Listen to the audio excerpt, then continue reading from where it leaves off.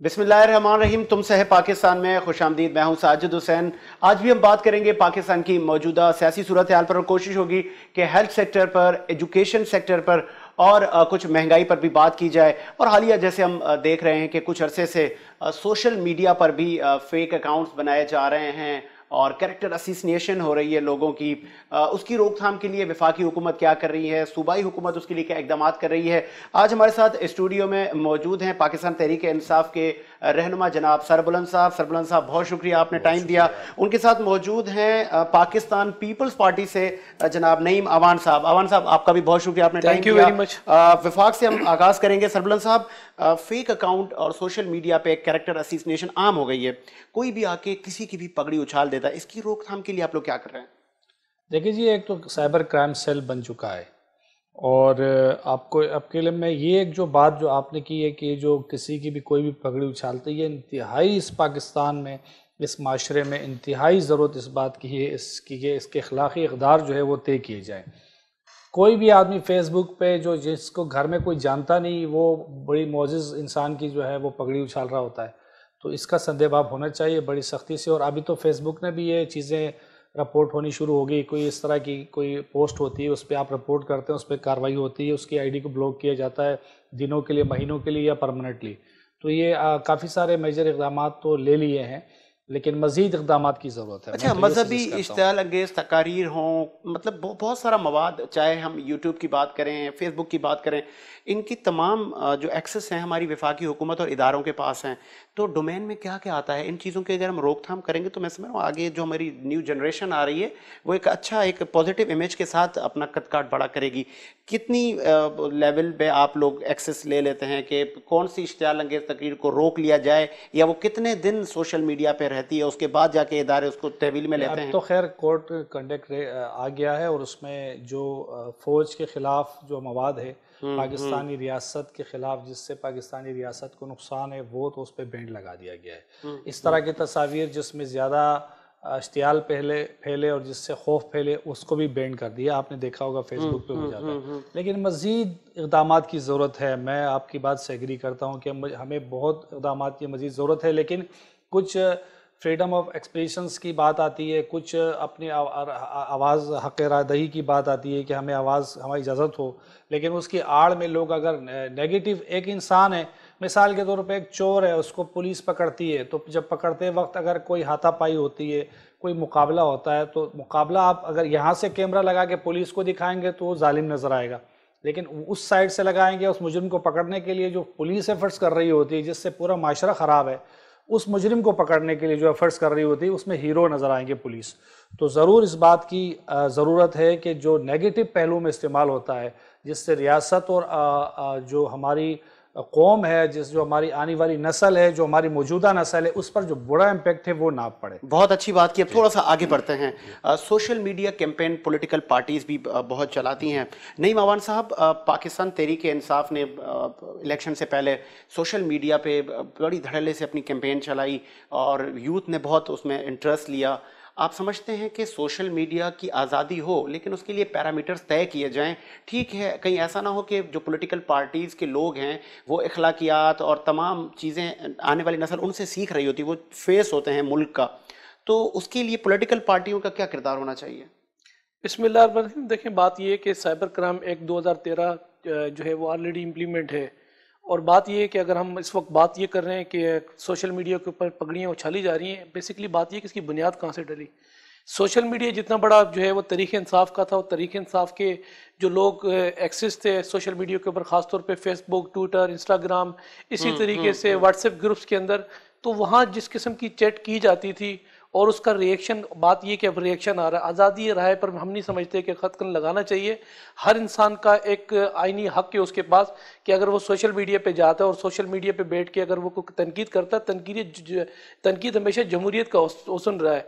लेकिन इस वक्त जो है वो तरीक़े इंसाफ, इसमें कोई रिफॉर्म लाने की कोशिश भी इन्होंने की, और उसके अंदर साइबर क्राइम को इंसेक्शन भी पास किए। ख़ास तौर पर तरीक़े इंसाफ के अलावा कोई भी पार्टी अगर तरीक़े इंसाफ की कोई पुरानी तकरीर जो इनके वज़ीर आज़म और मुल्क के वज़ीर आज़म जिस किस्म की जो स्पीचेस करते थे उसके ऊपर आज़ाद राय की जब वो अपनी बात करते हैं तो इस वक्त जो है उनको या तो थ्रेड आ जाता है या फिर उनका अकाउंट जो है वो जब्त कर दिया जाता है, अकाउंट ब्लॉक कर दिया जाता है।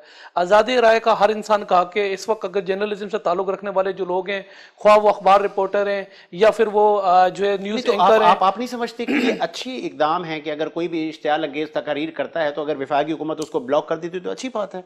देखिए बात यह है कि आप बुनियाद क्या है, उसकी वजह क्या है। वजह अगर किसी इदारे पर तनकीद हो रही है तो सरासर गलत है। उसके ऊपर तो बात यह कि इदारे ऑलरेडी हरकत में आते हैं और पाकिस्तान में रहने वाले कोई ऐसा शख्स नहीं है जो अपने इदारों से प्यार नहीं करता या मोहब्बत नहीं करता या मुसल्लफात के खिलाफ कोई इस किस्म की कोई जो है वो एक्टिविटीज़ में कोई मुलविस हो। बैरूनी मुल्क की जो लोग हैं, ख़ासतौर पर इंडिया है या दीगर मुल्कों से इस किस्म की एक्टिविटीज़ हुई थी और होती भी रही हैं, लेकिन उस पर काबू करना चाहिए। लेकिन बात यह कि आज़ादी राय किसको बोलते हैं? आज़ादी राय यही होता है ना कि मैंने कहा कल तक खुद तरीके इंसाफ के जो इनके अपने जो इनकी सोशल मीडिया टीम थी वो खुद पगड़ियां उछालती थी।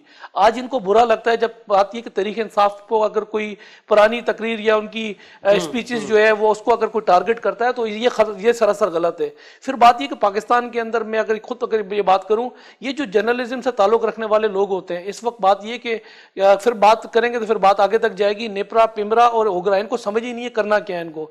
जब आईनी एक्ट जो है वो इस पर जो अगर पास हुआ है उसके जो दायरा कार है उस पर दायरा कार लेकर जो एजेंसीज हमारी वो अपने राइट्स अगर वो इस्तेमाल करें तो मेरा नहीं ख्याल कि ये चीज़ें आगे बढ़ सकती हैं। लेकिन इस वक्त मैं वही बात कर रहा हूँ कि तनकीद बिरा इस्लाह होनी चाहिए, लेकिन इदारों के खिलाफ अगर कोई बात ये है कि अगर कोई जो है वो अगर कोई ब्लॉक कर दिया जाता है। मैं आगे बढ़ता हूँ। सरबलन साहब, सोशल मीडिया पे सियासी पार्टियों की कैंपेन में रहनुमाओं की पगड़ियां उछालना, इवन उनके घरेलू मामलात और उनकी बहू बेटियों के लिए ये इस तरह की बातें करना, आप समझ रहे हैं कि हम अच्छा तासुर दे रहे हैं हम आने वाली नस्लों को? ये तो महज़ब माशरे में है ही नहीं इस बात की। यानी कि हमें इस्लाम ये सिखाता है हम किसी की गैबत ना करें। हम जो भी बात करें पॉजिटिवली उसकी अच्छाइयाँ तो बयान करें, वरना हम इस पर डिस्कस ही ना करें कि जो फलाना आदमी है वो क्या कर रहा है। उससे तो इस्लाम ममनू करार दे रहा है, इस बात को करने की इजाज़त नहीं देता और ना हमारा एक महज़बाना माशरा जो है इस बात की इजाज़त देता है। तो मैं तो इस बात का हामी हूँ।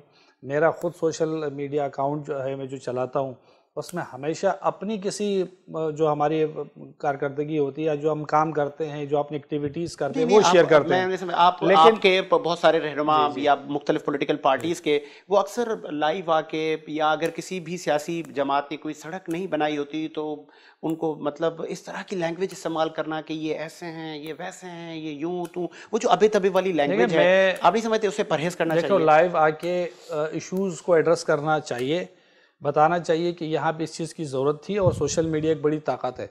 लेकिन ज़ातियात पे जाना, घर तक जाना, उसकी ज़ाती ज़िंदगी पर अटैक करने का किसी को भी हक़ नहीं है। अगर वो उस सीट पे बैठा है, वो सीएम है, वज़ीर आला है, वज़ीर कोई भी वज़ीर है, कोई मुशीर है, कोई भी एक ओहदा रखता है पब्लिक का, तो वो जवाबदेह है आवाम को। तो चूंकि जवाबदेह है तो फिर आवाम सवाल भी कर सकती है। कुछ अरसा कबल जब बारिशें हुई, मेरी नज़र से एक पोस्ट गुजरी तो उसमें जुल्फ़िकार अली भुट्टो साहब का जो पिक्चर है उसकी जो उसके सर वो ऐसे पानी में गटरों में लहराता हुआ जा रहा है, तो उस पर बहुत सारे कमेंट थे कि यार मतलब इतने बड़े वज़ीर आज़म गुजरे, आपके लिए बहुत सारे काम किए, उनको नहीं मौजूदा हुकूमत को क्रिटिसाइज करें।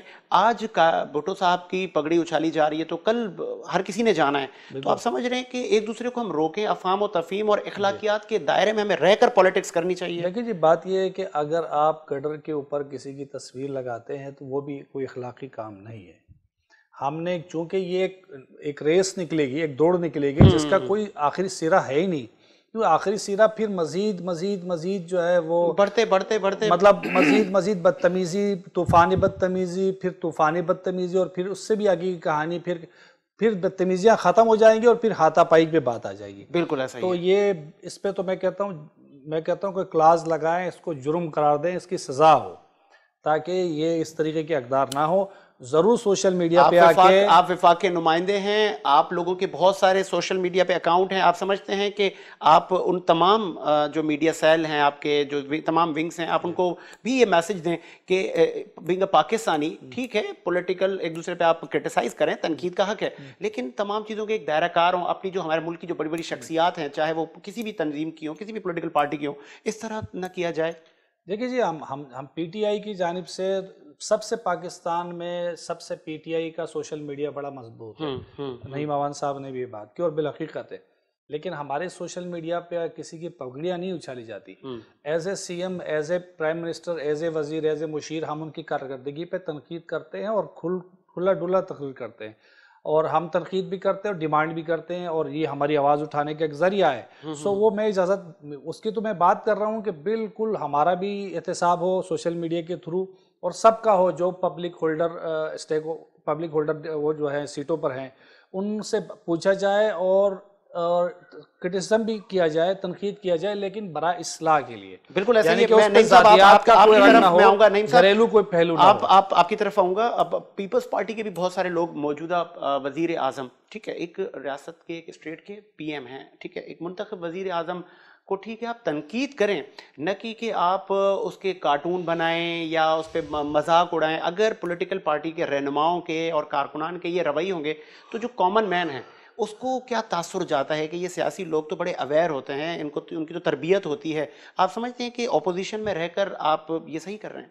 देखिए, बात ये कि सियासी तरबियत की जो है वो मेन बेस क्या है। पाकिस्तान पीपल्स पार्टी की सियासी तरबियत है, हमें कभी भी, ये हमारे जो सोशल मीडिया एक्टिविस्ट हैं, कभी भी उनको ये नहीं कहा कि किसी की पगड़ियाँ उछालो। हम बात करते हैं हमेशा, हम फोकस करते हैं उस चीज़ को जो पुराने साबका दौर के अंदर जो वादे किए, शायद यहाँ तक ये हदें हमारी, ये लिमिट है जिसकी लकीर खींच के दे दी गई सोशल मीडिया टीम को। अभी सोशल मीडिया की जो है हमारी कंपेन चल रही थी, उसमें हमारे जो मुख्तलिफ डिस्ट्रिक्ट के सदूर थे उनको भी, और जो हमारे कारकुनान को बुला के बाकायदा उनको ट्रेनिंग दी गई। लेकिन सारी ट्रेनिंग के अंदर ये बात, इस बात का ख्याल रखा गया कि बात ये है कि ऐसा ना हो कि किसी की जातियात पे आप जाओ।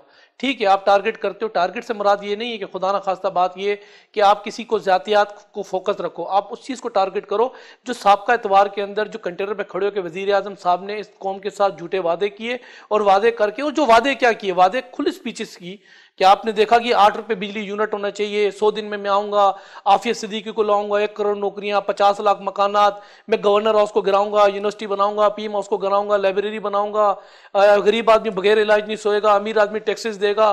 फिर इसी तरीके से बात यह है कि IMF के पास कभी नहीं जाऊंगा, खुदकुशी करूंगा। और वजीर आजम हॉलैंड का जो है ना साइकिल पे जाया करता था। तो जब देखें इस किस्म की स्पीचेस, जब किसी पार्टी का लीडर इस किस्म की तकरीर कर रहा हो, और उसके बाद फिर वो 100 दिन बाद कौम से खिताब करे और ये कहे कि यू टर्न ना लेके हिटलर ने बड़ी गलती की। लेकिन अब यहाँ पर क्या होता है, मैं एक बात बताऊं, एक सवाल बनता है कि एक पीएम जब एक, ठीक है, एक पॉलिटिकल एक सियासी कैंपेन होती है, ठीक है, एक विजन लेकर, एक प्लान लेकर वो उतरे, आप नहीं समझते कि ऑपोजिशन ने और कोविड ने, इन तमाम चीज़ों ने उनको काम नहीं करने दिया, या वो इतनी जल्दी टारगेट को अचीव नहीं कर पाए, या उनकी टीम में वो अहलियत नहीं है?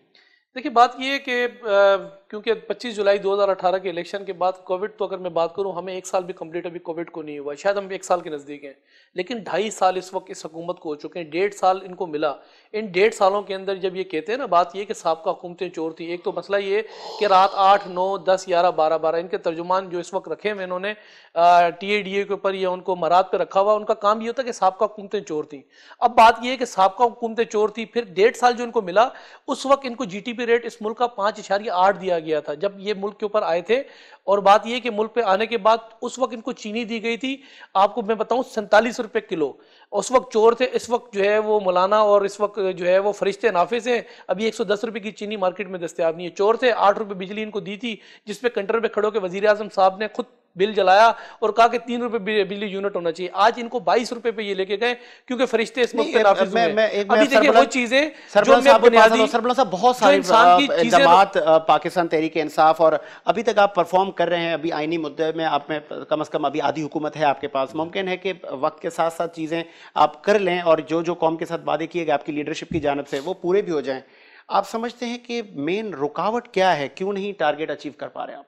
देखिए, सबसे पहली बात तो ये है कि जो कर्जे जो माजी की जो जमातों ने ली, जिसमें नून लीग और पीपल्स पार्टी सर फहरिस्त थे, इन्होंने 30 साल में जितने कर्जे लिए हैं, ये पाकिस्तान की तारीख की सबसे बदतरीन 30 साल थे, जिसमें पाकिस्तान की तारीख के सबसे बदतरीन कर्जे लिए गए। सेकेंडली, जब ये जो कोरोना आया, इस कोरोना में पूरी दुनिया की मईशत बैठ गई। इवन जब ट्रम्प जब जा रहे थे, उन्होंने जब अलविदाई तकरीर की, उसमें उन्होंने कहा कि चूँकि हमारे कोविड की वजह से हम अपनी मईशत को उस तरह संभाला नहीं दे सके, हम बड़े मुश्किलात के कोविड में तो आप PTI इमरान खान साहब की तो पॉलिसी बहुत अच्छी रही, स्मार्ट लॉकडाउन। तो आ रहा हूँ ना साजिद भाई, और हम नाकामी का उसने इतराफ़ किया, लेकिन हमारी पॉलिसीज़ को, हमारे इक़दामात को पूरी दुनिया ने सराहा।